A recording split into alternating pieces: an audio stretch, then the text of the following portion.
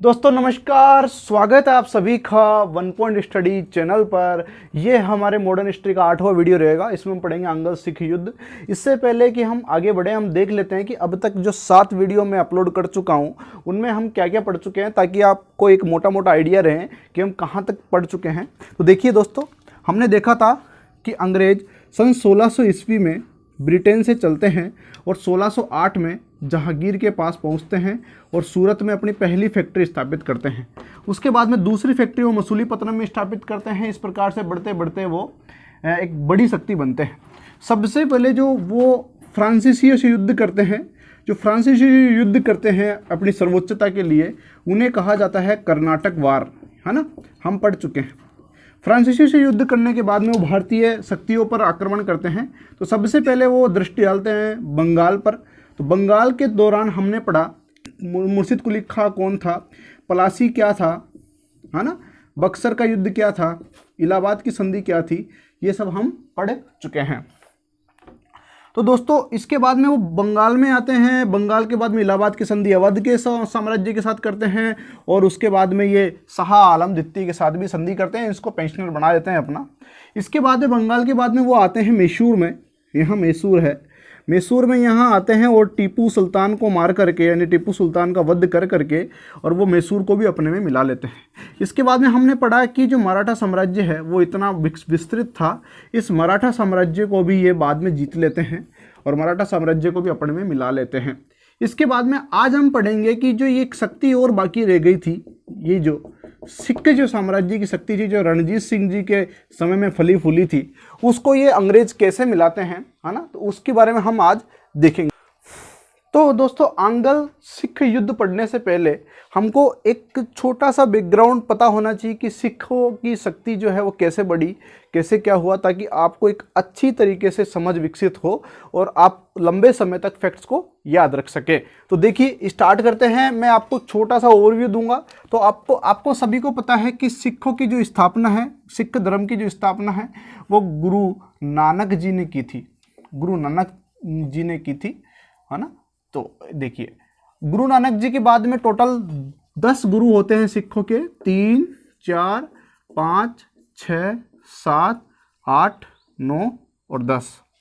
तो दूसरे जो गुरु हैं गुरु अंगद जी। तीसरे जो गुरु हैं गुरु अमरदास जी। चौथे जो गुरु हैं गुरु रामदास जी। 5वें गुरु हैं गुरु अर्जुन देव जी। 6ठे जो गुरु हैं वो है हरगोविंद जी। 7वें गुरु हैं वो हैं हर राय जी। 8वें गुरु हैं वो हैं हर किशन जी। 9वें गुरु हैं वो हैं गुरु तेग बहादुर। और जो 10वें गुरु हैं वो है गुरु गोविंद सिंह जी।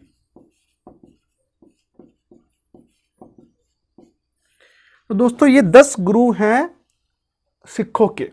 इनके बाद में फिर गुरु ग्रंथ साहिब आ जाते हैं। फिर उन्हीं को ही सब कुछ मान करके जो सिख है आज उनकी पूजा करते हैं। तो दोस्तों आपको आश्चर्य हो रहा होगा कि भाई मैंने 10 के 10 नाम एकदम से कैसे बता दिए। तो दोस्तों इनकी एक ट्रिक है, जो ट्रिक मैं यहाँ पर आई बटन में दे दूंगा। आप वहाँ जाके इस वीडियो के बाद में उसको देख लीजिएगा। यहाँ आई बटन में आपको लिंक शो हो जाएगा, ठीक है। तो चलिए आगे बढ़ते हैं। इन 10 गुरु के बाद में ये 10 गुरुओं ने धार्मिक रूप से सिखों को संगठित किया। इनके बाद में जो पहला राजनीतिक जो नेता होता है सिखों का, उन्हें कहा जाता है बंदा बहादुर। बंदा बहादुर, बंदा बहादुर जो थे वो सिखों के प्रथम राजनीतिक गुरु तो नहीं कहेंगे, प्रथम राजनीतिक व्यक्ति थे, राजनीतिक नेता थे।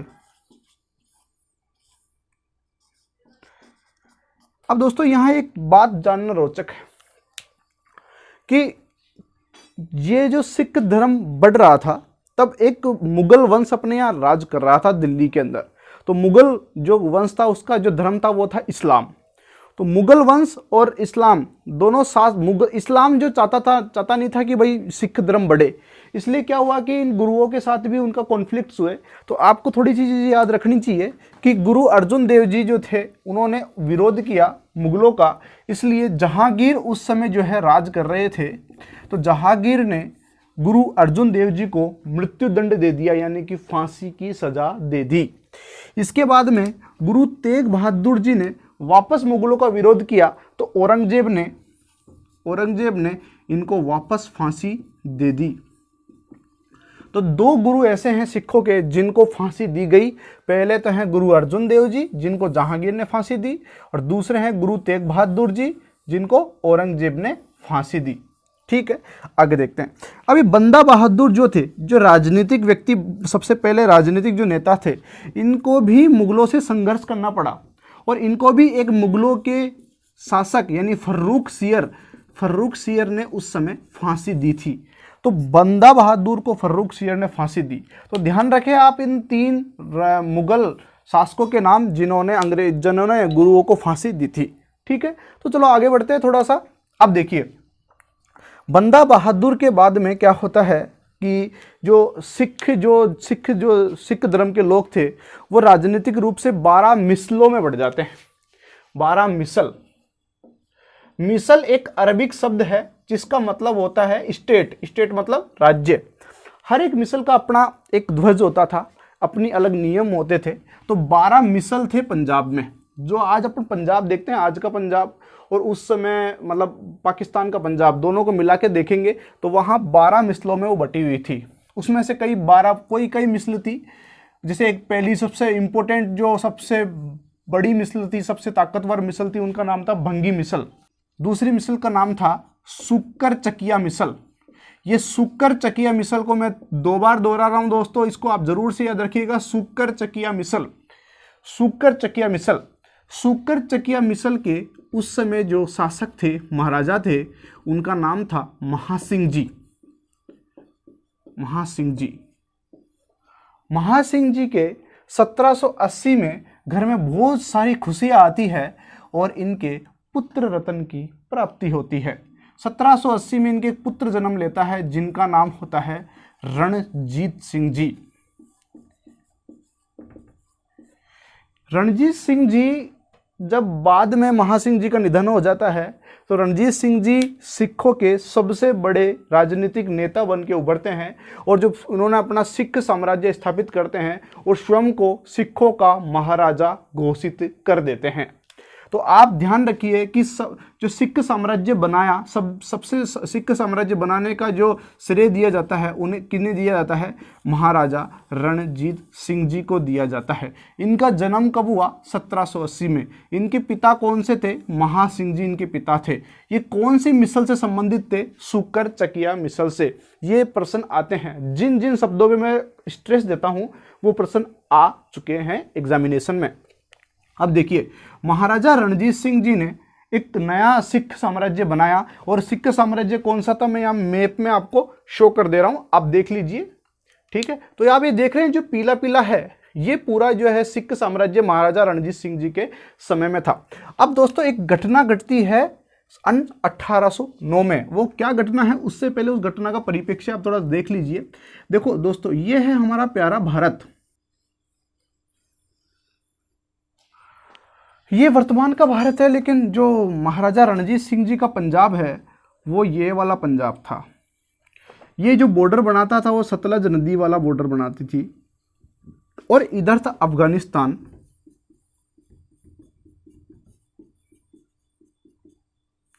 और ये ऊपर था रसिया मतलब यूएसएसआर, संयुक्त रूस, है ना। इधर देखिए, अब अफगानिस्तान का एक शासक था जिसका नाम था जमन शाह।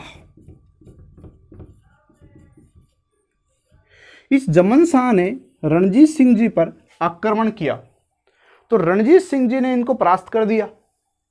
परास्त करके जमन शाह वापस जा रहा होता है।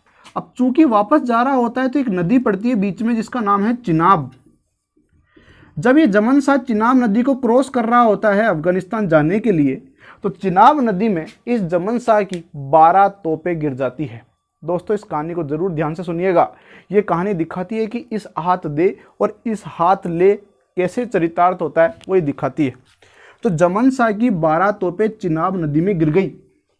महाराजा रणजीत सिंह जी ने बड़ी उदारता दिखाते हुए इन 12 तोपों को सबसे पहले तो चिनाब नदी से निकलवा करके उनको ससम्मान अफगानिस्तान पहुंचा दिया।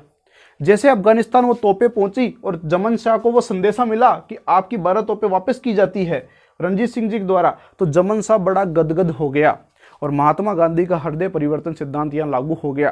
तो जमन शाह का हृदय परिवर्तन हो गया। उसने वापस एक फरमान भिजवाया कि आज से जो लाहौर है, लाहौर उस समय अफगानिस्तान के अंडर में था, तो वो बोले आज से लाहौर मैं रणजीत सिंह जी को देता हूँ, यानी रणजीत सिंह जी के अंडर में करता हूँ। तो उस समय रणजीत सिंह जी क्या बन जाते हैं, लाहौर के सबसे बड़े शासक बन जाते हैं।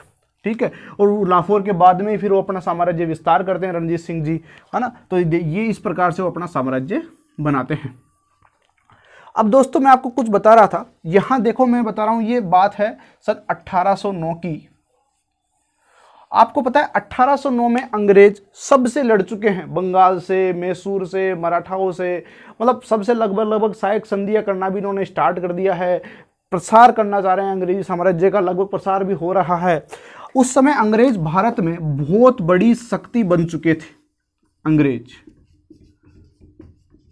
और बस एक राज्य बचा था जिसको, जो कौन सा राज्य था, सिख राज्य, सिख साम्राज्य।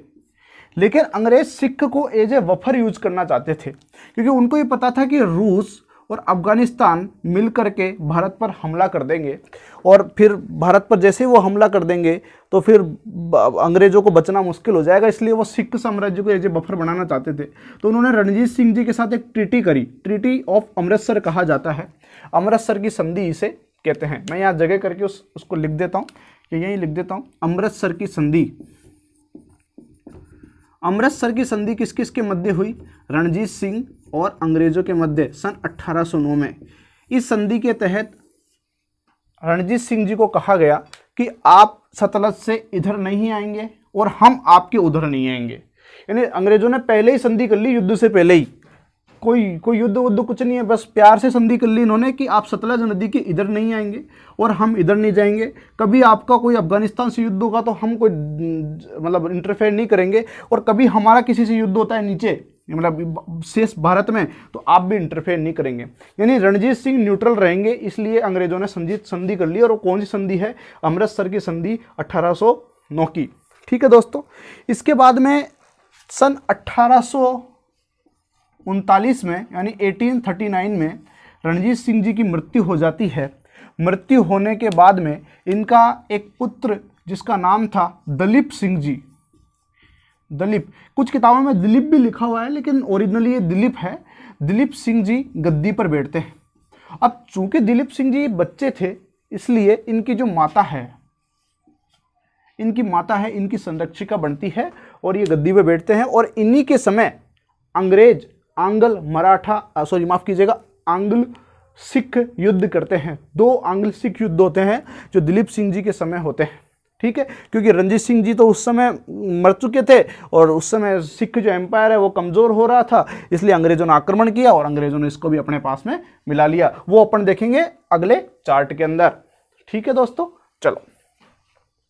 इससे पहले मैंने आपको बताया था कि महाराजा रणजीत सिंह जी की जो है डेथ हो जाती है। उसके बाद में इनका पुत्र दलीप सिंह जी बनते हैं राजा। और इन जो चूँकि ये अवयस्क होते हैं तो इनकी माता थी रानी जिंदन इनकी संरक्षिका बनती है।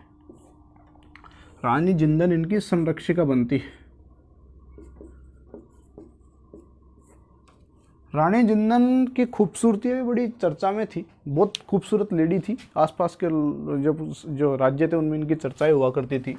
तो चलिए वो छोड़ दीजिए।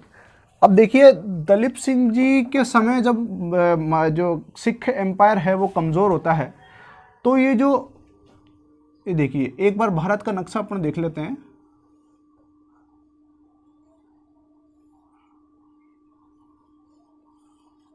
अब देखिए बात है 1845 के आसपास की।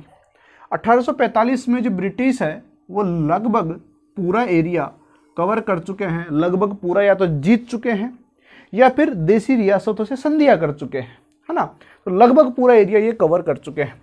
बस इनके पास एक ये छोटा सा जो एम्पायर है, सिख एम्पायर, वो नहीं आया है। यहाँ पर एक नदी बहती है, सतलज नदी। ये सतलज नदी के इधर का जो साम्राज्य है वो सिख साम्राज्य है, और इधर का साम्राज्य है वो ब्रिटिशर्स का इंडिया है, मतलब ब्रिटिश इंडिया है।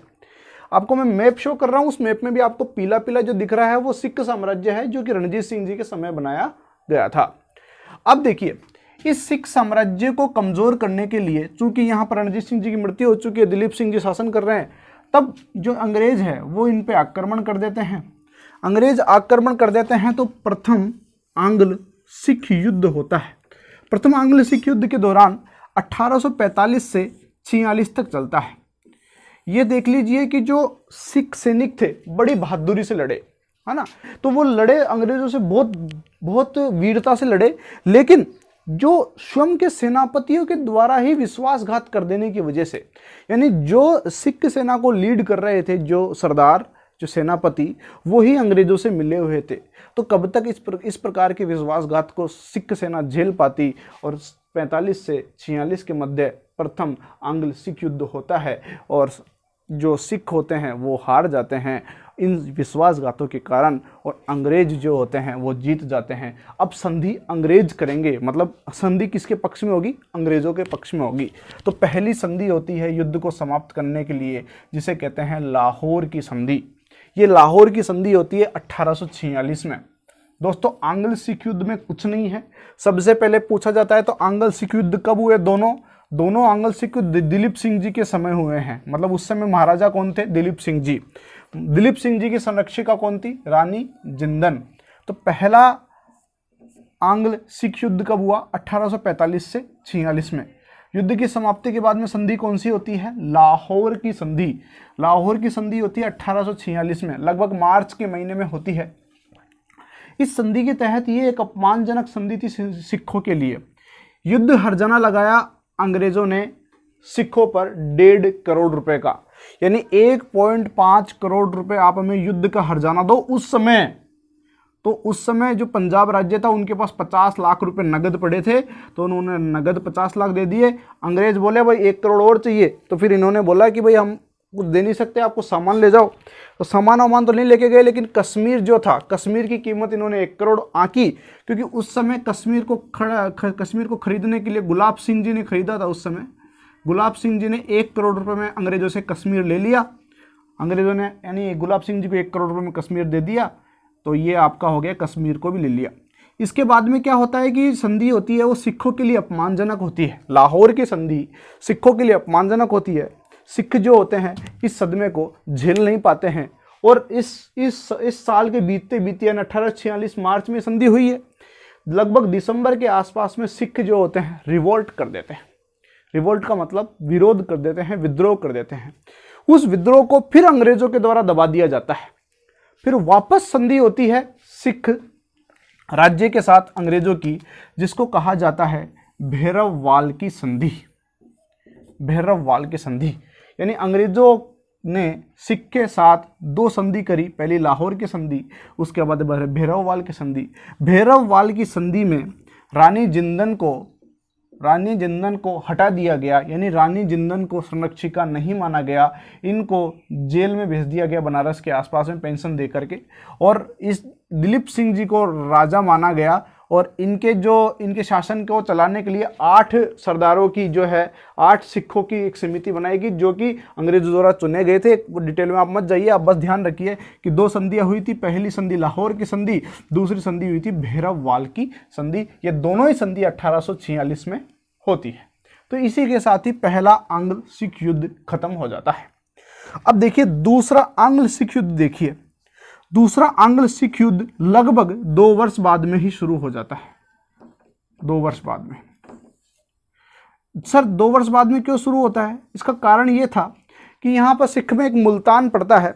जो मुल्तान के जो शासक होते हैं, मतलब मुल्तान के जो सरदार होते हैं, वो विद्रोह कर देते हैं। विद्रोह करके 2 ब्रिटिश अधिकारियों को मार देते हैं, क्योंकि अब तक ब्रिटिश सेना यहाँ पहुँच चुकी है इन संधियों के कारण। क्योंकि जो ब्रिटिश सेना है वो रखेंगे अब दिलीप सिंह जी, तो ब्रिटिश अधिकारियों की हत्या कर दी जाती है सिख साम्राज्य के अंदर। इसलिए अंग्रेज बहुत क्रोधित हो जाते हैं। फिर अंग्रेज सिखों पर आक्रमण करते हैं और ये युद्ध स्टार्ट हो जाता है, दूसरा आंग्ल सिख युद्ध, जिसे 1848 से 1849 तक वो लड़ा गया। 1 साल तक सिख लड़ते हैं और फिर बाद में सिख क्या कर देते हैं, आत्मसमर्पण कर देते हैं। यहाँ अब कोई संधि नहीं होती है। जो सिख राज्य था उसको अंग्रेज़ों ने अपने में मिला लिया, यानी सिख साम्राज्य था उसको अंग्रेज ब्रिटिश भारत में मिला लेते हैं। तो सर फिर महाराजा दलीप सिंह जी कहाँ जाएंगे? दलीप सिंह जी को बोलते हैं कि बालक तुम बच्चे हो, इसलिए अब तुम इंग्लैंड पढ़ने जाओ, तुम्हारी खर्चा हम उठाएंगे। महारानी जो जिंदन थी, रानी जिंदन को भी इन दिलीप सिंह जी के साथ भेज दिया जाता है इंग्लैंड कि इनको पढ़ाओ। अब ये अंग्रेजी ये जो साम्राज्य है आपका हमारे अंडर में आ चुका है। इस प्रकार से आंग्ल सिख युद्ध के दौरान ये दो युद्ध होते हैं और 2 युद्ध इस प्रकार से होते हैं। पहला युद्ध होता है 1845 से 46, दूसरा युद्ध होता है 48 से 49। पहली संधि होती है लाहौर की संधि जो 1846 में होती है, जिसमें 1.5 करोड़ रुपए युद्ध के हर्जाने के रूप में दिए जाते हैं, आपको पता ही है। और दूसरी संधि होती है भैरववाल की संधि जो 1846 में होती है। इसके अलावा कोई संधियाँ नहीं होती है। और फिर दूसरे युद्ध में तो फिर ये इसको मिला ही लेते हैं आपस में, अपने खुद में मिला लेते हैं अंग्रेज। दोस्तों एक फैक्ट और बच गया है जिसको देख लेते हैं कि पहले युद्ध के दौरान गवर्नर जनरल कौन थे? Henry Hardinge.